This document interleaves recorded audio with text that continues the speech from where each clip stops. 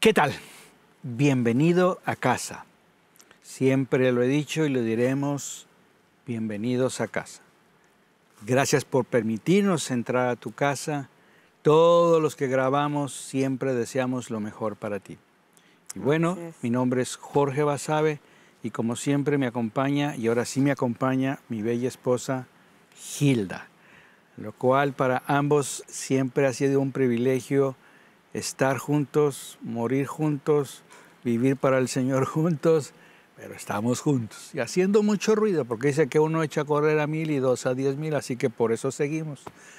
En fin, hoy veremos un capítulo muy interesante del libro de Romanos, que es el capítulo 13. Es un capítulo que se refiere acerca de la autoridad, someterse y bueno, queremos escudriñar con calma. Obviamente es un capítulo un poquito polémico, porque hasta dónde sí, hasta dónde no, cuáles son los límites, etc. Pero obviamente cada circunstancia cambia. Lo único que deseamos es poder impartir la palabra y verla desde la perspectiva de la palabra y cuál es nuestra responsabilidad. En este caso vamos a dividir 3 puntos. Uno, la actitud hacia la autoridad. ¿Cuál debe ser mi comportamiento hacia mi prójimo o hacia mis hermanos presentes? ¿Y cuál debe ser mi comportamiento sabiendo que el Señor viene? ¿Tenías algo que decir, mi amor? Que es muy lindo estar con ustedes cada semana. A los que les toca cada semana sé que lo sienten igual, porque es un privilegio poder compartir algo de la palabra, poder añadir poquito a poquito en lo que el Señor está haciendo en su vida. De acuerdo contigo, es poco a poco. Así es. De mandato en mandato, de renglón en renglón, pero así es como vamos aprendiendo y madurando. Y bueno, empecemos con el versículo número 1 de Romanos 3 y esta palabrita a mí como me costaba trabajo. Sométase toda persona a las autoridades que gobiernan, porque no hay autoridad sino puesta por Dios. Y si te rebelas en contra de la autoridad puesta por Dios, te rebelas contra Dios. Y ay, ay, ay. Y ahí venía como, espérame, Señor, y si, como decimos mi querido país vecino al sur, ¿verdad? ¿Qué onda? O sea, ¿cómo me puedo someter a algo que no es justo, pero que también me puede lastimar? Y ya es donde viene el balance, porque bien dice Dios, sí, porque el que hace lo correcto no tiene por qué tener temor a la autoridad, al contrario, es elogiado por ella. Pero ¿cuáles son esas líneas? Porque hay gobiernos o gente en el gobierno que abusa. Entonces, por eso es que mencioné al inicio que este capítulo y toda la Escritura en realidad nos enseña a un cambio. Porque lo curioso es que nos da la sabiduría para cómo conducirnos en un ámbito político, en un ámbito social, en un ámbito familiar. Y nos enseña a madurar, de tal manera que seamos personas adultas y no adultos con mentalidad de niños o con conducta de niños. Y ha sido un aprender y seguimos aprendiendo. Pero hay una palabra ahí donde dice someterse. ¿Qué implica someterse si tú quieres ampliar el tema, mi amor? Someterse es meterse debajo de la autoridad de alguien más. Otra palabra que se usa es sujetarse a esa autoridad, respetarla, obedecerla y seguirla. El punto es, ¿cómo me conduzco cuando la autoridad no cumple con esa función, ¿no? ¿Qué pasa cuando hay ciertos gobiernos que imponen? ¿Qué pasa, por ejemplo, con esa sumisión si aprueban al que hace el mal y castigan al que hace el bien? ¿Qué hay cuando el Estado manda lo que Dios prohíbe o prohíbe lo que Dios manda? Entonces, ahí... Buenas preguntas. Claro, porque si algo hemos ido aprendiendo siempre es preguntándonos. Y yo a veces me atrevo a preguntarle a Dios, a ver, Dios, no entiendo por qué, para qué. Pero siempre lo he dicho, es tan bueno el Señor que como Padre da respuesta. Así es. Fíjate que me llama mucho la atención porque en el capítulo 1 de Timoteo dice, les animo, ¿no?, a que oren por los reyes y los que están en autoridad, para que vivan con toda tranquilidad y sosegada y con piedad y dignidad. Entonces, aquí me da una responsabilidad de orar por mis autoridades, sea gobierno, sea la iglesia, autoridad, estar de eso, aprender a orar. Ahora, hice una pregunta, ¿y qué sucede cuando estoy bajo un gobierno tirano? ¿Qué sucede cuando entonces el que gobierna es autoritario? Porque tengamos en cuenta que este libro, Romanos, eso iba a decir, no fue escrito en una democracia como la que tenemos aquí. Ajá. O sea, no fue en elección, fue escrito en la época de un imperio donde el emperador decía, aquí mi chicharrón truena. Te lo estoy parafraseando en un mexicano ajúa, ¿verdad? Aquí mi chicharrón truena y aquí yo mando y si tú no obedeces, cuello. O sea, él era la justicia y el justiciero. Y Pablo dice, sométete a esa autoridad puesta por Dios. ¿Qué ibas a decir? Eso, que lo que dice Pablo, y cuando uno lo piensa, ¿no? O sea, todavía cuando uno podría pensar, está diciendo esto, pues a lo mejor para Pablo era fácil mencionarlo. No, estaban viviendo bajo un imperio romano, uno de los imperios más poderosos que han existido en la historia de la humanidad, que conquistó gran parte del mundo conocido en su época, que eran un ejército, de lo más alto, el mejor ejército de su época, sobrepasaban a todos, se imponían. Era un gobierno, como dices tú, de emperadores, dictatorial, opresivo en muchos sentidos. Nepotismo. Nepotista, así es. Entonces surge mucho esa pregunta. Pablo diciendo esto en medio, es como que, Pablo, ¿estás diciendo esto? ¿Estás seguro? ¿Estás seguro que escuchaste de Dios? Pero bueno, sigamos. Y que lo curioso es que si no te sometes es como no obedecer a Dios, ¿no? Pero por eso hice una pregunta. ¿Cómo actuar cuando el Estado manda lo que Dios prohíbe o prohíbe lo que Dios manda? ¿Qué harías ahí? Hay un hombre que en 1944, 1940, casi cuando empezó la Segunda Guerra, era un alemán llamado Dietrich Bonhoeffer. O sea, lo hice con alemán, Dietrich Bonhoeffer. Él era pastor, era un teólogo, pero se opuso a la tiranía e incluso conspiró contra Hitler. ¿Por qué? Porque no estaba de acuerdo con Dios. O sea, era un hombre radical. Esto no es de acuerdo a Dios. Espérame, quiero que todos lo observemos. Dijiste que era pastor. Sí. Conocía la Escritura. Perfectamente. Y de seguro conocía Romanos 13. Así es. Y se opuso al gobierno. Claro, porque estaba opuesto a la palabra. Exactamente. Estaba opuesto a la palabra. Lo curioso es que muere un mes antes de que terminara la guerra. La guerra. Ahorcado. Wow. O sea, es arrestado, perseguido. Y exactamente en abril del 42 lo mandan a la horca. Pero él se dice que cuando iba a ir a la horca, él se arrodilló y dijo, Señor, hágase lo tuyo. ¿Por qué? Porque sabía lo que era correcto hacer. En el caso, por ejemplo, de Pedro y los apóstoles, ¿no? Cuando le dicen, te prohibimos que sigas predicando la palabra del Señor o el tal Jesús. ¿Y qué dijeron ellos? No, aquí es necesario obedecer a Dios antes que los hombres. Ahora, si partimos que los gobiernos son puestos por Dios, etcétera, me hizo recordar, y te lo comentaba hoy en la madrugada, ¿verdad? Que me desperté cuando fui a Cuba, que estaba, ya dije el nombre. Bueno, estaba prohibida la escritura, llevar Biblias. Y las llevo y me arrestan. Entonces yo dije, ¿cómo? ¿Por qué me arrestas por llevar este libro?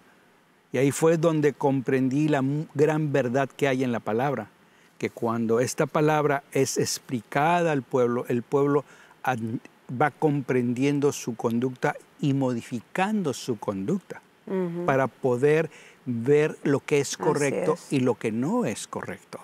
Entonces no voy a olvidar durante 2 semanas que estuve y que todos los días tenía 2 lindos guardianes que me seguían todos los días a donde iba, que predicaba, que no predicaba. Y dije, wow, por eso es que ahí es donde dije, qué interesante. Porque aquí es donde tuve yo que tomar una elección en lo personal y me gustó esa experiencia porque vi que lo que dijo Jesús es cierto, padecerás persecución. Porque cuando haces lo correcto, aún en situaciones no correctas de gobiernos, vas a padecer persecución. Pero no es tan fácil, porque me gustaría decirte, estos son los pasos, pero es que depende cada situación, depende cada país, o sea, es todo un arte, ¿no? El saber cómo y cuándo y cuál es la situación balanceada. Tenías algo, ya te veo, ya te veo. Sí. Me gustaría leer la Escritura y me gustaría leer los primeros versículos para ir un poquito más a fondo en esto de lo que estamos hablando. Voy a leer la Nueva Traducción Viviente. Toda persona debe someterse a las autoridades de gobierno, pues toda autoridad proviene de Dios. Y los que ocupan puestos de autoridad están ahí colocados por Dios. Por lo tanto, cualquiera que se rebele contra la autoridad, se rebela contra lo que Dios ha instituido y será castigado. Pues las autoridades no infunden temor a los que hacen lo que está bien, sino a los que hacen lo que está mal. ¿Quieres vivir sin temor a las autoridades? Haz lo correcto y ellas te honrarán. Las autoridades están al servicio de Dios para tu bien, pero si estás haciendo algo malo, por supuesto que deberías tener miedo, porque ellas tienen poder para castigarte. Están al servicio de Dios para cumplir el propósito específico de castigar a los que hacen lo malo. Ok, y aquí sí quisiera que reflexionáramos un poquito en esto, porque yo recuerdo las primeras veces que lo llegué a leer, esta porción, y yo creo que tú también, y lo más probable es que tú también lo has pensado. A ver, ay Señor, Dios mío, pero sí, están ahí puestas, están a nuestro servicio, tú las pusiste para cumplir un propósito específico de castigar a los que hacen lo malo. Pero Señor, en el mundo escuchamos otras cosas. En el mundo vemos que suceden injusticias, vemos autoridades que hacen cosas que no debieran. La pregunta aquí sería, ¿quiere decir entonces que por eso Dios se equivocó? ¿Dios está mal al decir esto? ¿O qué es lo que debemos de asumir? Bueno, aquí el punto es esto, debemos de entender algo. Dios les dio autoridad, ciertamente, aquí lo está diciendo, lo ha repetido, para un propósito específico, Dios da una autoridad. Ahora, una cosa es la autoridad que Dios da y otra cosa es lo que el ser humano, las personas, el gobierno, el Estado, como quieran llamarlo, hace con una autoridad que le fue delegada. Le fue delegada esa autoridad. Entonces, por eso es que vemos que el pecado en el hombre no sabe si no está pegado a Cristo y obedeciendo a Cristo, no sabe cómo manejar esa autoridad que le fue delegada y hace un mal uso de esa autoridad. Quiero poner un ejemplo que espero que a ti te ayude, yo meditando en esta palabra y en la manera de ejemplificármela a mí misma y a ti de una manera más práctica. Esto es lo que yo pensaba. Sí, porque quise la tendencia, ¿no? Si Dios lo puso, qué malo es Dios. Sí. O porque Dios comete esta injusticia. Claro. O Dios nos está castigando con este gobierno. Sí. O dónde está Dios, que está ciego, ¿no? ¿Por qué no lo quita? O dónde está Dios. Bueno, pensemos, el ejemplo más fácil que se me ocurrió fue es en una escuela hay un director que es el que tiene a su cargo la autoridad de toda una escuela y de todo lo que en esa escuela sucede. Cada uno de los profesores, de los maestros, tiene una autoridad delegada de parte del director, ¿cierto? Correcto. Entonces, el director está confiando en cada profesor, que cada profesor va a hacer lo que debe de hacer. Pero el profesor puede hacer lo correcto, puede enseñar muy bien, tratar muy bien a sus alumnos, animarlos, exhortarlos, ser un verdadero mentor para ellos, o puede caer en muchas otras actitudes, desde ser un tirano, ser negligente, dejar hacer a los alumnos lo que ellos quieran, puede caer en muchas actitudes. ¿Significa por eso que falló la autoridad que el director le delegó? Claro que no. No, no es la autoridad que el director delegó lo que falló. Lo que está fallando es el profesor que no sabe hacer el uso correcto de la autoridad que le fue delegada.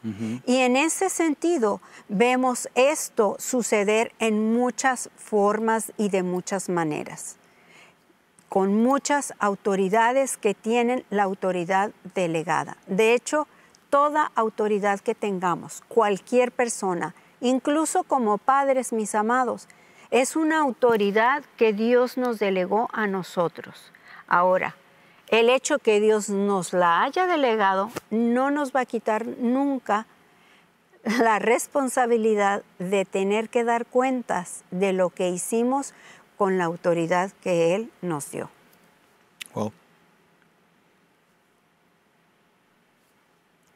¿Es la Buenísimo verdad? el ejemplo.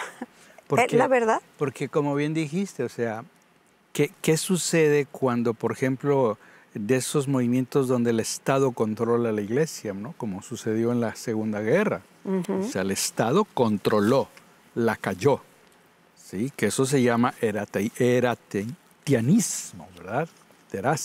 Erastianismo. De Erasto. O en el caso opuesto, que creo que de por ahí vengo nosotros, ¿verdad? La teocracia, donde ahora la iglesia controla el Estado. Primero el Estado controla la iglesia, te callas, y ahora la iglesia controla el Estado. Creo que hay otros, mi amor.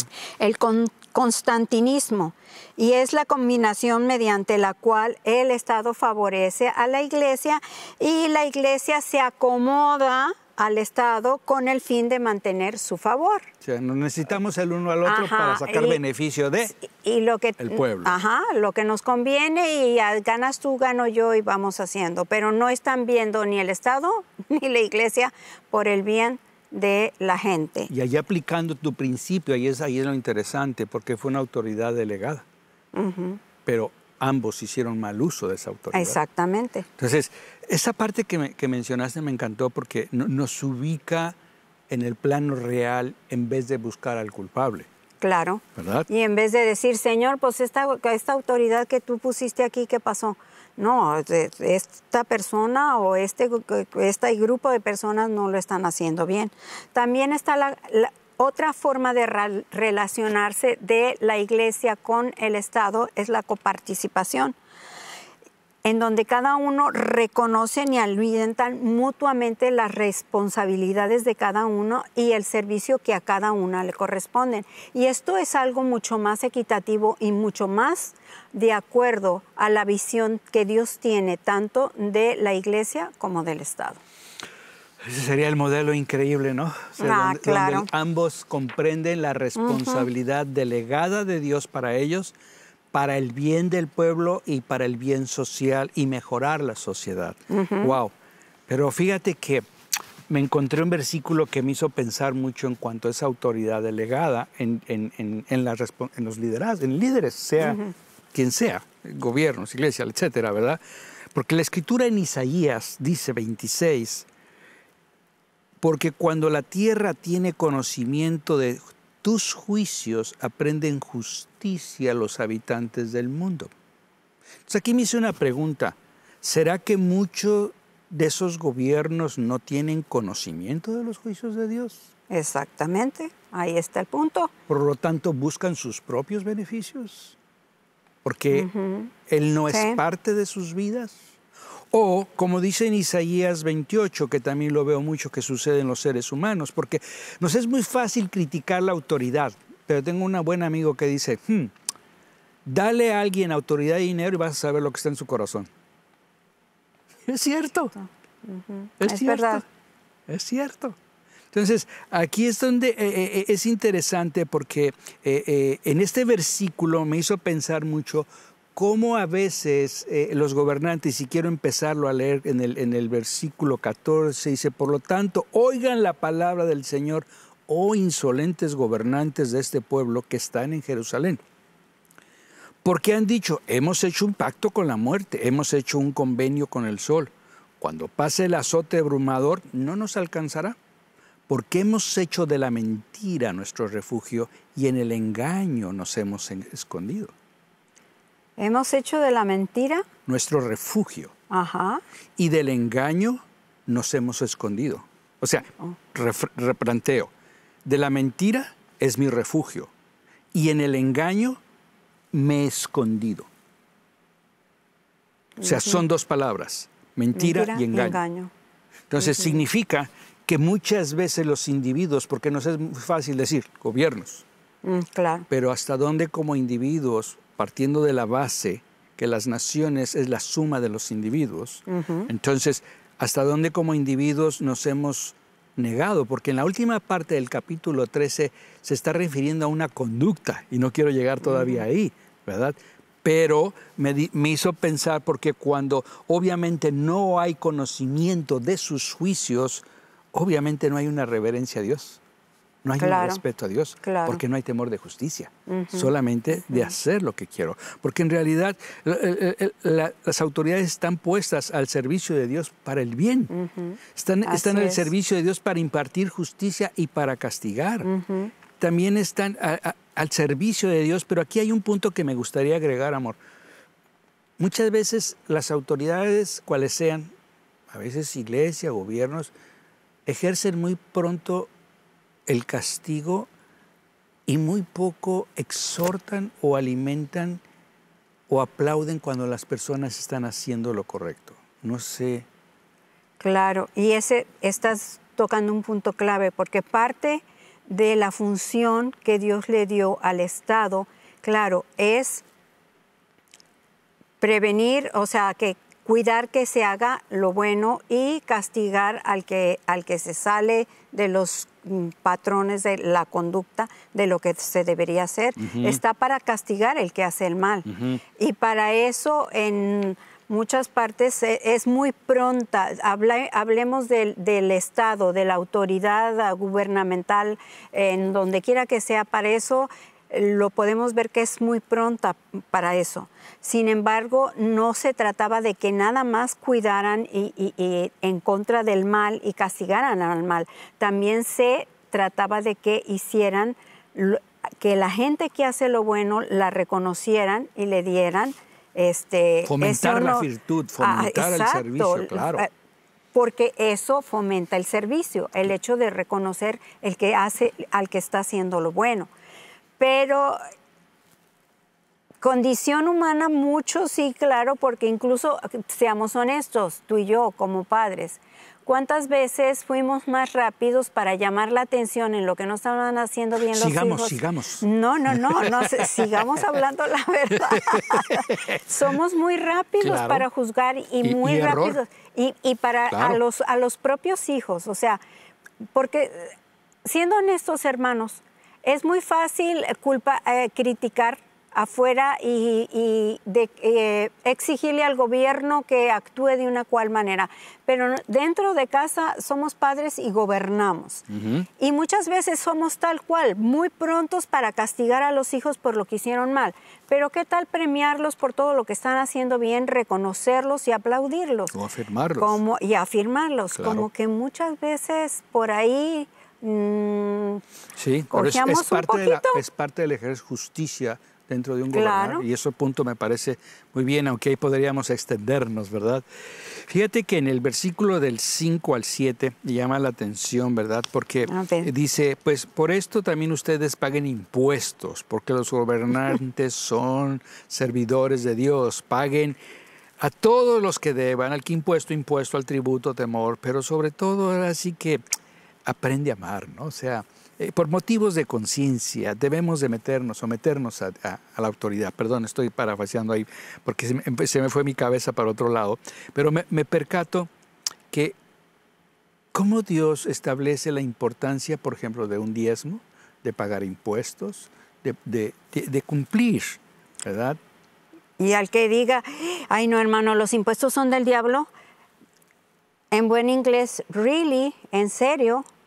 Y entonces, ¿por qué Jesús lo tenía tan claro? Jesús tenía muy en claro lo que tenía que ver con el Estado y lo que tenía que ver con lo de Dios. Y por eso dice que la famosa frase, dad al César lo que es del César y darle a Dios lo que es de Dios. En pocas palabras, paga tus impuestos y paga tu diezmo. Sí. Porque ambas cosas Dios quiere que las paguemos para que de ahí tanto el Estado como la Iglesia tengan recurso para cumplir con la tarea que Dios les ha asignado. Precisely. Me llama la atención esto. Hace poco escuché esta historia de alguien que vino a este país y le pagan en un cheque, ve y dice, me quitaste impuestos. Yo no trabajo para ti, porque yo no vine a este país para pagar impuestos. Wow. Ok. Yo tengo 21 años aquí, pagando impuestos, y me pregunto, entonces, ¿a qué vine? ¿A cumplir con la ley o a saquear? Suena fuerte lo que digo, pero en realidad todos somos parte de aportar lo que tú estás diciendo. O sea, un gobierno necesita recursos, honesto, que entiendo que hay abuso de todo lo que hemos hablado, por eso la importancia de orar, por eso la importancia de saber, o sea, nos podríamos extender mucho en este tema, pero lo importante es una cosa, es guardar el corazón en contra de quien sea. Así es, y yo, si me permites, yo siento fuertemente decir algo en este momento, y me dirijo muy directamente a todos los que que son parte de esta casa, pero que viven fuera de este país. A ti que estás en América Latina, cualquiera que sea el país. Yo vengo de allá y yo sé lo que es pensar, ¿para qué voy a pagar mis impuestos en un gobierno corrupto? O yo no doy mi diezmo porque no sé lo que están haciendo con mi dinero. Piensa una cosa. Si Dios lo dice, es por algo. Tan van a dar cuenta ellos del mal uso que hagan de los impuestos que tú pagaste como de los diezmos que tú pagaste. Tú atrévete a ser un creyente que obedece a Dios. Y si Jesús dijo, dad al César lo que es de César y dar a Dios lo que es de Dios, yo lo hago. Te animo a que lo hagas. ¿Por qué? Porque vas a encontrar una tremenda bendición como no te imaginas. Paga tus impuestos, paga tus diezmos. Fíjate que eso que mencionas, amor, me hizo pensar una frase que Jesús dice, si ustedes me aman, guarden mis mandamientos. Ahora no se trata de, bueno, vamos a guardar y lo vamos a poner ahí, no. Guardarlos aquí para ponerlos en acción. Entonces, por eso es que tomamos la decisión, si vamos a caminar conforme a un criterio que creemos que es lo correcto, o de acuerdo a la palabra que nos va definiendo, modificando nuestra conducta. Por eso del verso del 8 al 10 está hablando precisamente eso, no debas nada a nadie, sino el amarse el uno al otro, ¿no? Y ahí habla de varios versículos que están incluso en el Antiguo Testamento, no cometerás adulterio, no matarás, no codiciarás, amarás a tu prójimo, pero el verso 10 dice, el amor no hace mal al prójimo, por tanto el amor es el cumplimiento de la ley. Ahora aquí me hizo pensar esto, ¿Dios cumplió la ley? Sí. Porque en Juan 3:16 dice que de tal manera amó que dio. Así es. Entonces Él tuvo que cumplir su propia palabra al 100% al dar su vida. Cumplió la ley. Por eso está hablando, el amor es el cumplimiento de la ley. Y lo curioso es que en Mateo 19, del famoso joven rico que se acerca al Señor, que le dice, maestro, conoce los mandamientos, y el Señor le dice, sí, los mismos versículos que están en Romanos 13, se los dice en el versículo 18 del capítulo 19 de Mateo, no matarás, no cometerás adulterio, honra a tu padre, papá. Y el joven dice, todo esto lo he hecho, Señor. Entonces Jesús le dijo, bueno, si quieres ser perfecto, ven, da todo lo que tienes. Wow. Y ahí es donde el joven dijo, espérame tantito, como que tengo que dar, pues, no. Sí, porque era dueño de muchos bienes. Entonces, eso me ayudó a comprender el versículo precisamente que está hablando en 10 del capítulo 13 de Romanos. El amor no hace mal al prójimo, por tanto el amor es el cumplimiento de la ley.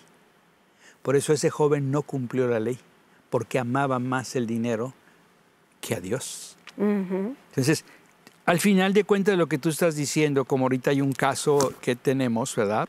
De una situación de alguien que tenía mucho dinero, que tú y yo conocemos, ¿verdad?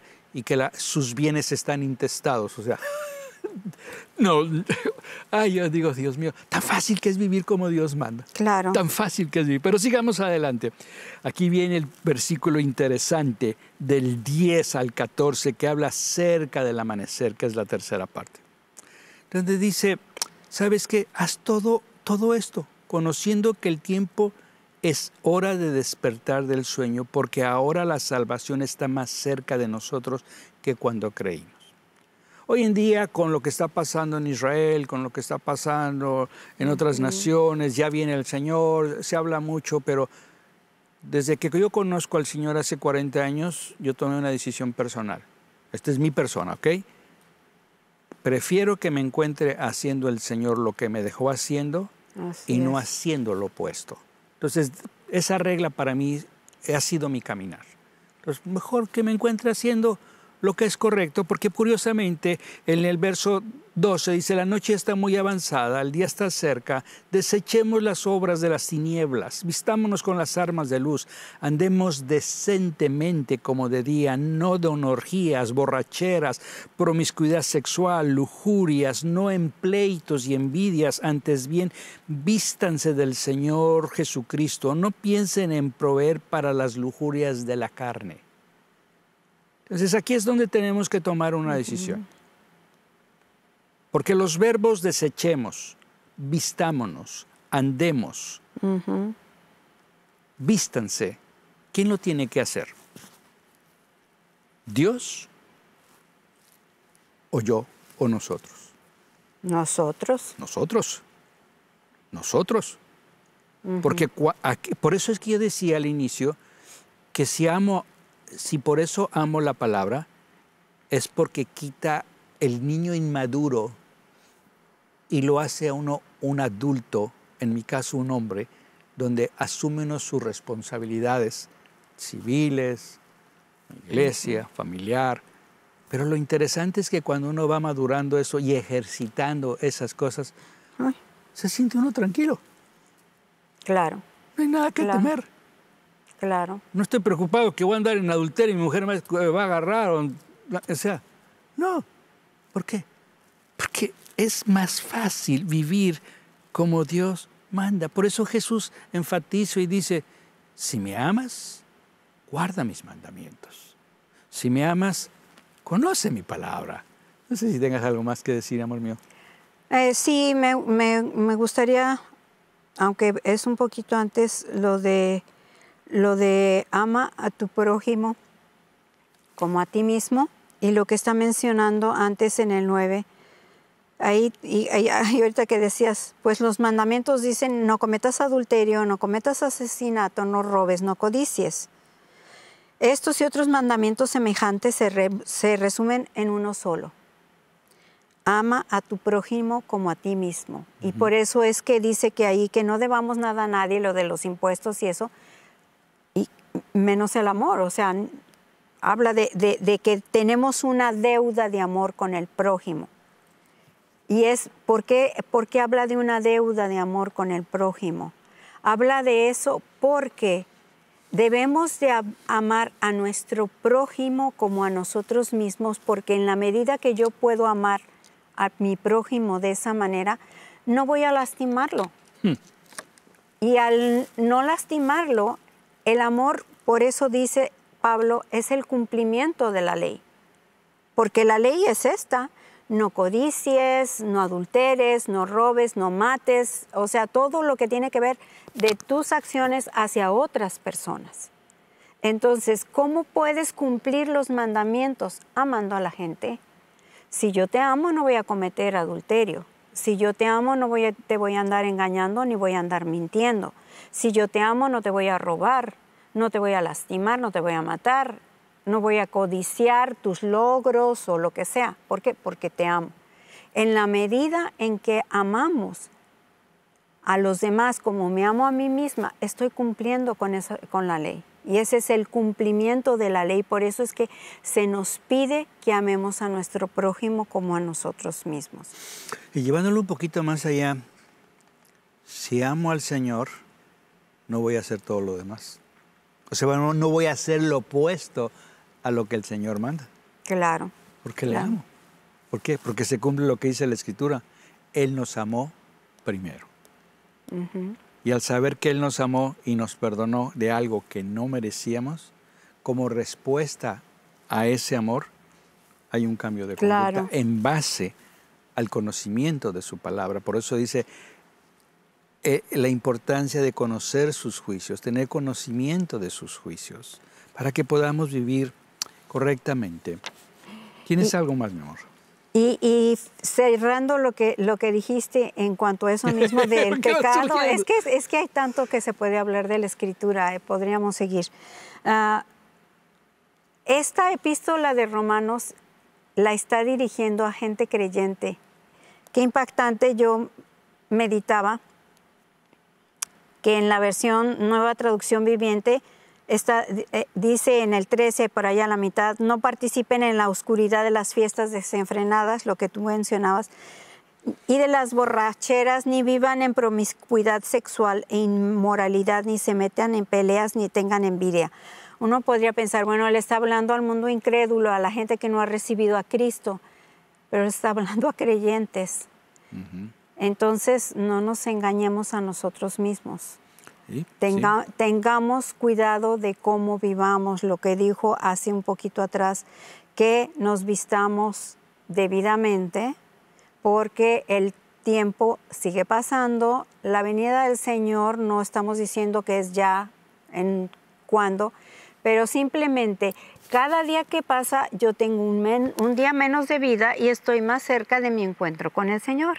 Entonces, más me vale que viva de la manera que Él espera que yo viva. Por eso bien dices, ¿no? La noche está muy avanzada y el día está cerca. Así es. Entonces, no cabe duda que cuando mencioné los verbos, desechemos, vistámonos, andémonos, vístanse, andemos, vístanse, son decisiones que tenemos que tomar. Así es. Ahora, en esta vida todo consiste en tomar decisiones. Déjame hacerte esta pregunta. ¿Cuánto vale tu vida? Quiero que lo pienses. ¿Cuánto vale tu vida? Porque tu vida tiene un precio. Y alguien pagó por tu vida porque sabe lo valioso que eres. Y para que estés consciente de tu valor, necesitas dejar ser comprado. ¿Cuánto vales? La vida de un hombre que fue a la cruz por ti. Así es. Que estuvo dispuesto a ser lacerado, dispuesto a ser humillado por amor a ti, para cumplir la ley. Por amor a ti y a mí. Porque cuando ante nosotros mismos no valemos muchas veces, o a los ojos de otros, pero a los ojos de Él, entonces es cuando tenemos que tomar una decisión. ¿Me voy a ver a mí mismo al precio que otros me ven, o me voy a ver como Él me ve y dejarme comprar por Él? ¿Cómo me dejo comprar por Él? Cuando simplemente me atrevo a creer que Él me compró. Cuando tú tomas la decisión de creer, es cuando aceptas ese regalo inmerecido y decimos, Señor, aquí estoy, aquí estoy. Lucho con la autoridad, me cuesta trabajo los impuestos, me cuesta trabajo aquello. Pero una cosa sé, si tú dices que de veras te amo, guardo tus mandamientos y es tiempo de ponerlos en práctica. Por eso es que tu vida vale mucho. Porque una cosa te puedo decir al 100% con seguridad y es esta. Cuando tú sabes quién eres y quién eres tu Dios, tu conducta en todo lugar es diferente. La manera de relacionarnos es diferente. Aunque tenemos muchos años de conocernos, hoy en día obviamente la relación es diferente, es más madura, pero es resultado precisamente de dejarse pulir. ¿Por qué? Porque fuimos comprados. Es como un brillante que tiene que ser pulido para que vaya agregándole caras y ese brillante se convierta en quilates y ese valor vaya más allá. ¿Cuál es la decisión que tienes que tomar? Muy sencilla. Es decirle, Señor, aquí está mi vida. Me cuesta trabajo someterme, pero quiero aprender. Enséñame qué es. Yo te puedo levantar mis dos manos. Yo era de esos individuos.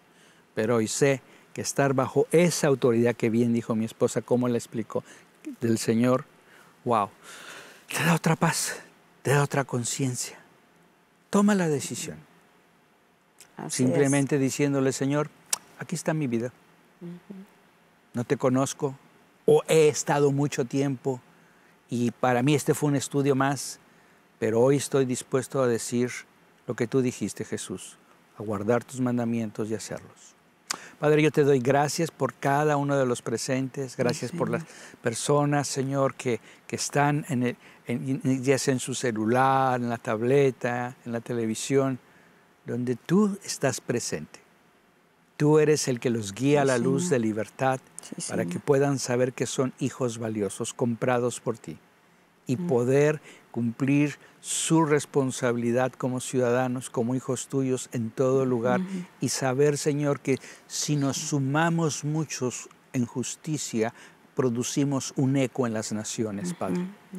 Así como lo hizo, Señor, así que este hombre que se atrevió, Señor, a hablar con autoridad y estuvo dispuesto a hacer lo suyo, Dietrich, Señor, Bonhoeffer, donde no cayó, pero quedó en la historia, Padre. Gracias por ello, Señor. Yo bendigo a cada una de las personas. Sí, Señor. Gracias porque le das sabiduría a los padres cómo ejercer esa autoridad sobre sus hijos. Sí, Señor. En el nombre de Jesús. Amén. Amén. Que tengas muy buen día.